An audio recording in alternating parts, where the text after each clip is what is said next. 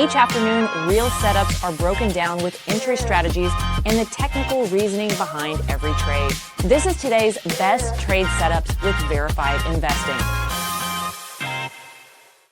Welcome to today's best trade setups. My name is Benjamin Poole, head trader here at Verified Investing. Today we've got another exciting episode. US oil is continuing to push to the upside. It's getting into a key resistance level.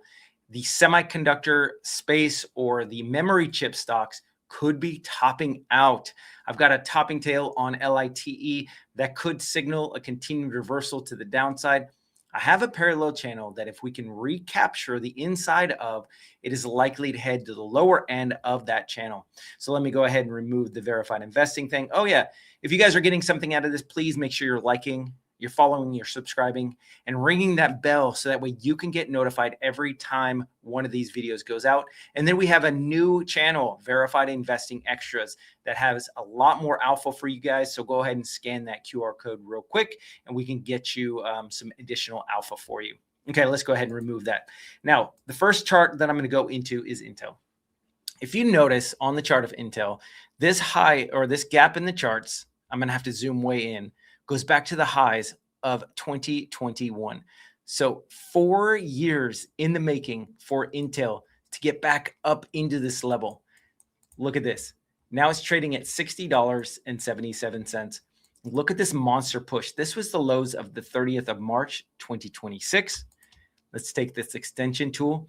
That would be a 55% move, 54 to 55% move all the way up into this gap in the charts at $62.57. So let me go ahead and add this on here for you. My short level today is $62.57 if we can get another push to the upside on Intel. It does have some positive news for Nvidia on the back of the fact that Nvidia is now going to be seeing these guys as not necessarily competitors, but they're going to be partners. So this is one of the reasons that Intel is continuing up to the upside. So I do anticipate once it gets up to $62.52, those people who are stuck in that trade at that gap in the charts, once it does hit this level, we should have a pretty substantial pullback. And I'm seeing at least a pullback to $54.38. I know this is a day trade level, but this could be a start of a swing trade level as well. And if we go to the weekly time frame on Intel, you could see it push up a little bit more. So on a swing trade basis, I wouldn't mind dollar cost averaging to this pivot top here, and then all-time highs right here from the highs of January 2020 at $69.28. So I would look to average into this every 10% or so higher, because eventually with this extended move to the upside on Intel, this is due for a pretty sharp pullback. STX did have a nice tail yesterday, not quite a topping tail. I did give you the level on a potential topping tail that it had to close below, and it didn't do that. However, it's getting a decent sell-off today, not closing below this low pivot point. On a day trade or on a swing trade basis, what I'd like to see is it close below $488 on a daily closing basis, and then you can get a pullback to $468.85. Here is an upsloping trend line on STX that I'm monitoring. If for some reason Seagate Technologies wants to go up a little bit higher, this for me would be the max upside. Connect this top pivot here, secondary pivot, third pivot. Take those pivots, draw that trend line, and look at where the price action of STX takes us to. And that would be right here, about $520 to $525. For me, what I would like to see is price action on a swing trade basis get above this upsloping trend line. What I've seen in the past is upsloping trend lines, especially third or fourth hits, they do get pierced. And once they finally get pierced, they bring all the bulls on board, and then that is likely the top. And that's what I'm seeing on Seagate. For those of you who are a little bit more aggressive, if we do get another rollover, $468.85 is your long level today for a day trade, with additional support at $453.85. Now let's jump into the chart of LITE. Look at this move. So remember what I was talking to you about on Seagate? Here are these pivot tops on LITE. You've got this nice upsloping parallel channel. Connected these pivot tops, and then all of a sudden you get a little bit of a rollback or a little bit of resistance at that trend line. So this actually created the lower end of the parallel channel. And then look at what happened. It hit here, tried to get above, and then again, finally closed above on a daily closing basis. So the bulls got on board and said, you know what? The price action of this from $783.32, now it's going to go up to $900 to $1,000. This thing's going to moonshot. And then all of a sudden, you came back in, 30% move to the downside. Then all of a sudden, we created this secondary pivot here, and this is given us an idea of where the potential channel is or where price action is likely to stay inside of. So now all of a sudden, we got back above it again, tried to get above, got up to as high as $960. That is a key psychological level. Now all of a sudden, we're putting in a topping tail. Kind of like what I was mentioning on Seagate yesterday. In order for this to be a completed topping tail, what we need to do is take a measurement. So I'm going to take this high pivot point here all the way to the low. So if we can close below $915.08 with this high bar candle at the all-time highs, this would be a topping tail and signal price action coming back into about $815.75. This would be a gap in the charts that price action is likely to head back to if we can put in that topping tail. If, like STX, we do close above $915.08, that would not be a topping tail and could signal to the bulls that it is time to jump back in and push this thing up to $1,000. One of the other things that I like is we did get above $900, got to $950 all the way up to $960, and that's where we topped out today. So for me, this is a signal that the top is in on LITE. We got this overextended move, and then from these lows from the 30th of March, look at that move.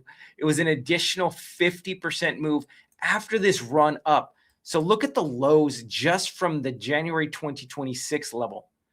Now I got to zoom way out in the charts for this. Look at this extended move to the upside. We're at one point 192% just at the beginning of the year.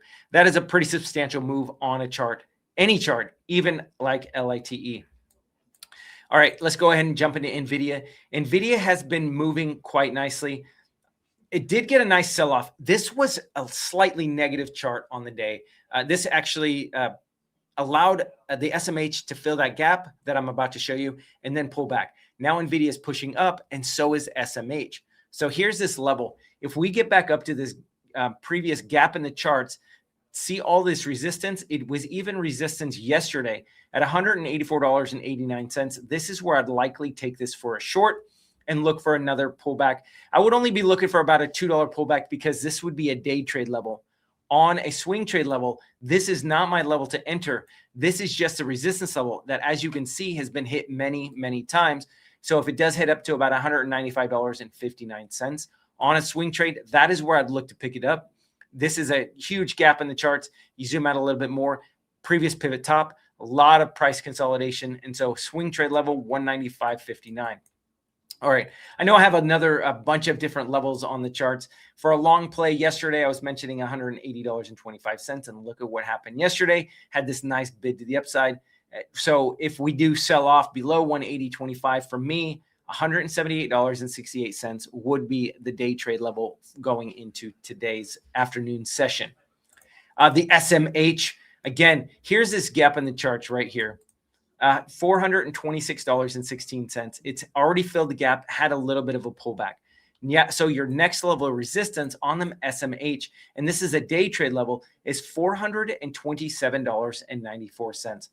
If price action does break above that, look at this upsloping trend line. This is not a parallel channel, but what it does is shows you where support and resistance levels were. So here is support, resistance, pivot top here, secondary hit here, third hit, price got above it, got the bulls on board, sold off. Price got above it again, bulls on board, sold off pretty substantially. It took us down to this upsloping trend line that connects this pivot low here, secondary hit pivot here, third, and this was the fourth hit. This was your support level on the SMH. And now all of a sudden, this is an astounding move to the upside in just a few days, 18% up on the SMH. This doesn't necessarily signal the top is in on the SMH.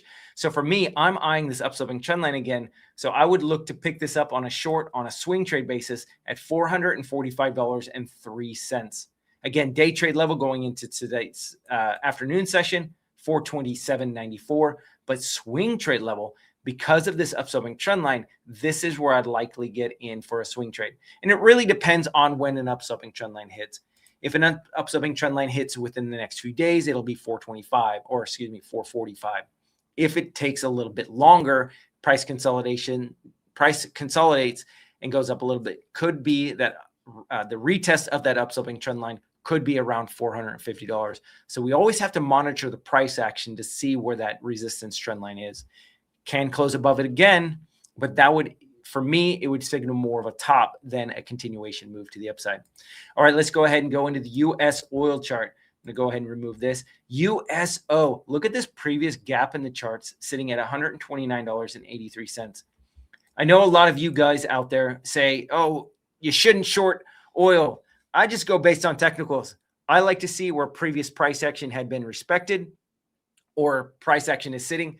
And so for me, if we can get up there in the afternoon session, $129.83 is where I'd look to short the USO for a pullback.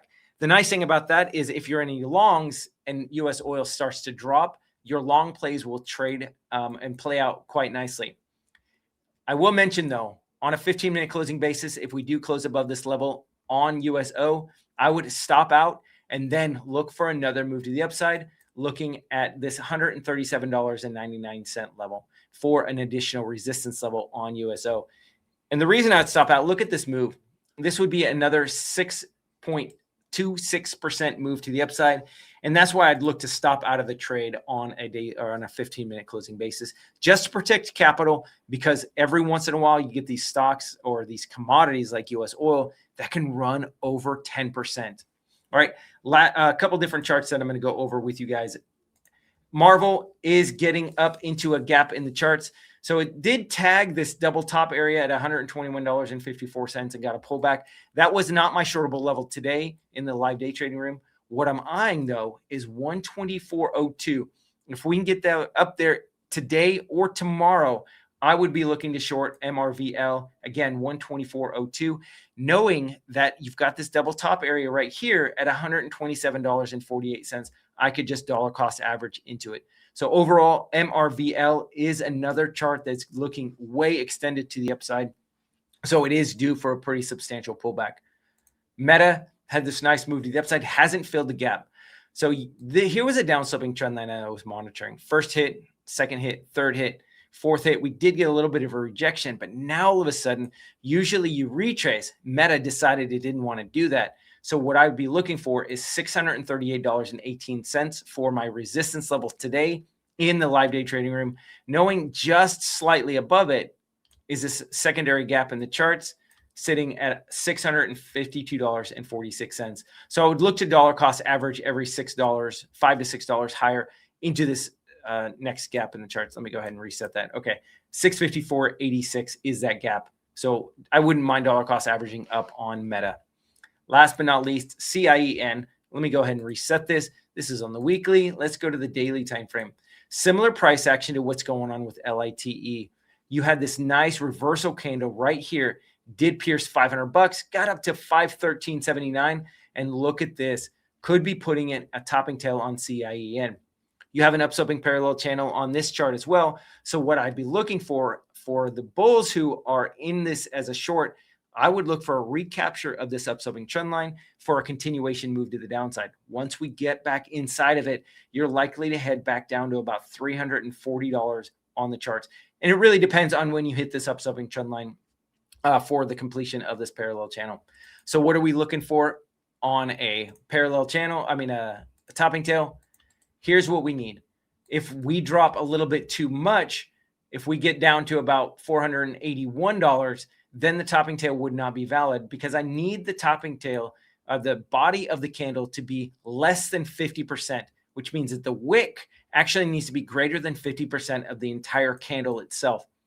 So if we get too much lower, then it doesn't necessarily bode well for a topping tail. Great reversal signal, but not necessarily a topping tail.